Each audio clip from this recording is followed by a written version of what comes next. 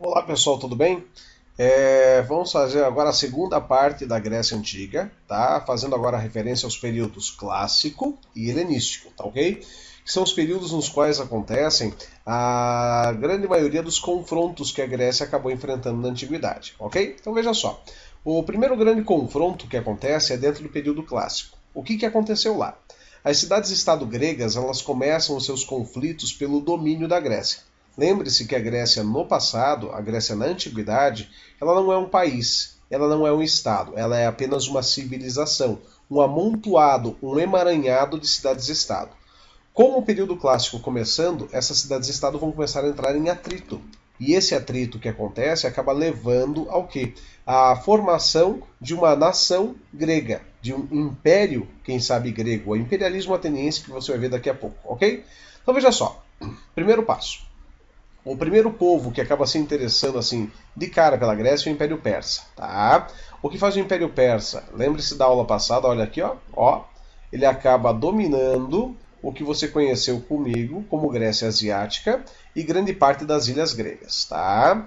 O fato é que esses territórios aqui eram dominados comercialmente por Atenas, o que acaba levando ao quê? A que Atenas corajosamente declarasse guerra ao Império Persa, começando com isso as guerras greco-médicas ou guerras médicas, tá? Que vão ter assim um intervalo de 11 anos de duração, perfeito? Atenas, então, corajosamente acaba indo para cima dos persas, beleza? Os atacando.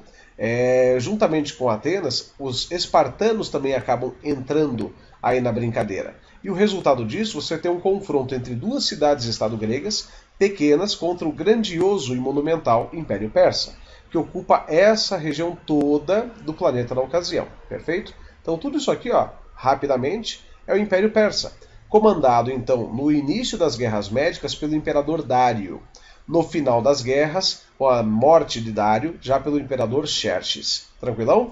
O que acontece então é que veja ali, ó, localize Atenas e Esparta. Tenha uma noção em relação ao mapa anterior, o quanto grande o Império Persa é perto das cidades-estado gregas. Mesmo com essa discrepância, os gregos acabam vencendo. Grande detalhe, grande destaque é para a Batalha das Termópilas, na qual acontece o episódio muito conhecido dos 300 de Esparta, que mesmo derrotados têm uma atuação brilhante durante a guerra e incentivam a moral grega para lutar contra o Império Persa e os expulsarem da Grécia. Perfeito? Com essa expulsão, o que acabou acontecendo?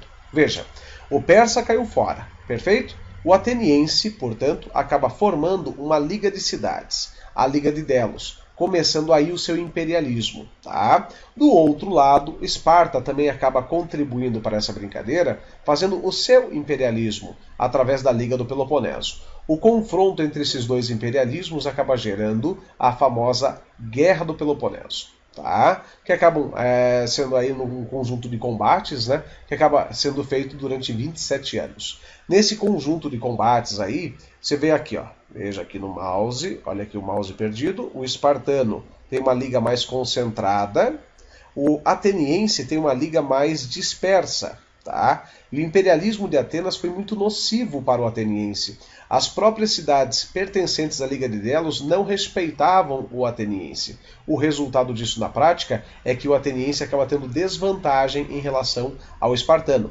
Contribui para isso também o ouro persa que incentivava Esparta na batalha contra Atenas. Perfeito? O que leva à vitória espartana aí no caso dessa primeira iniciativa de conflitos gregos. Tá?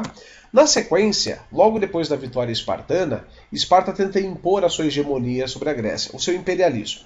Tebas, uma antiga colônia espartana, e mais do que colônia, aliada de Esparta na primeira fase dos combates, acaba se opondo a essa iniciativa espartana. O resultado disso, um combate acirrado entre os tebanos e os espartanos. Destaque para esse combate para o grupo de companheiros de Tebas, um grupo de soldados homossexuais que acabam levando a cidade de Tebas à vitória sobre Esparta. Enquanto Tebas derrotava Esparta, o que acontecia? Atenas se reerguia e, ao se reerguer, o ateniense enfrenta o tebano. O resultado dessa última grande fase, a vitória de Atenas. Só que tem um porém, esse conjunto de combates dura mais de 60 anos. Esses combates entre si levam, obviamente, leia aqui comigo, à decadência da Grécia, à decadência grega. O que leva, então, à ascensão da Macedônia, comandada, então, pelo general Filipe II, este gurizão que aparece aqui, tá? Que acaba tomando Atenas e, a partir dessa sua tomada, acaba se tornando o governante macedônio sobre a Grécia. Perfeito? A partir daí, gente, um ano depois da vitória de Filipe II e a sua morte na sequência, Alexandre, seu filho, assume o reino da Macedônia.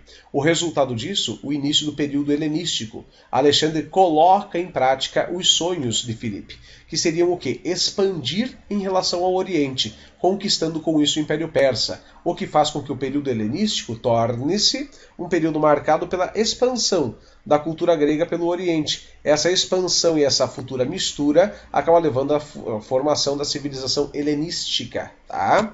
Aqui o mapa, gente, do que o Alexandre herda do seu pai, a Macedônia, certo? Aqui Alexandre, o grande general macedônio. Aqui o seu cavalo Bucéfalo, que o acompanha na maior parte de suas batalhas, perfeito? Aqui os territórios que Alexandre ganhou em apenas curiosos 5 anos, tá? Vencendo o Império Persas na Batalha de Issus e expandindo, tomando todas essas terras em direção ao Oriente. A mistura se daria ao natural, confere. Porém, Alexandre não tem muito tempo para curtir esse império todo. Fixaria a capital na Babilônia, porém, morreria 9 anos depois do auge de suas conquistas.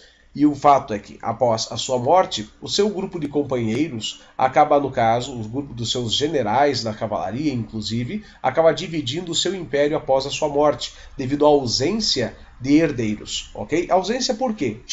Teve filhos, mas esses filhos foram mortos logo depois que Alexandre foi morto também. Perfeito?